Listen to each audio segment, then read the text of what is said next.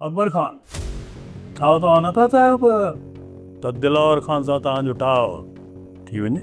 उन्हनि ते भरोसो न आहे रहियो, सावल सां ठाह कयो। उनजो नतीजो छा निकितो? मुंहिंजा ॿ माण्हू क़त्ल कया विया।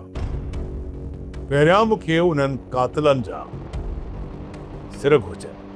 जेकॾहिं उन्हनि कातिलनि जा सिर तव्हांखे दिलावर खान ॾे, उन बदिले में चाकर खान खे तव्हां आज़ाद कंदो?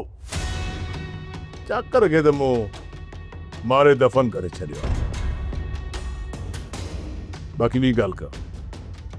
अकबर खान, छा तव्हां चाकर खान खे मारे छॾियो? हा मंसूर खान, इहो कमु मूं राति ई करे छॾियो हुयो। पोइ त तव्हां वॾो ज़ुल्म करे छॾियो आहे अकबर खान। ज़ुल्म मूं न, पर उन्हनि मूंसां कयो आहे।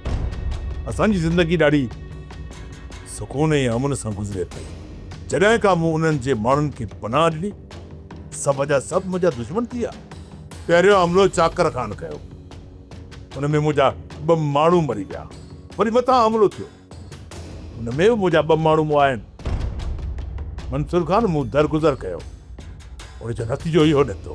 हाणे मूं दरगुज़र करणु छॾे ॾिनो आहे।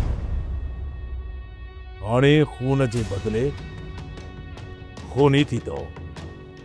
अकबर खान, जॾहिं चाकर खान जे मौत जी उन्हनि खे ख़बर पवंदी ऐं उनजो बदिलो छा हूंदो, इहा तव्हांखे ख़बर आहे? हाणे उन्हनि खे प्लान करण जो मौक़ो ई न मिलंदो। जेके बि असां न ईंदा न, उहे मारिया वेंदा। छो त हाणे असां हथनि में हथियार खया आहिनि मंसूर खान। सब्सक्राइब कयो असांजो official YouTube channel Sindh TV HD drama ऐं वधीक अपडेट लाइ बेल आइकन खे क्लिक करियो।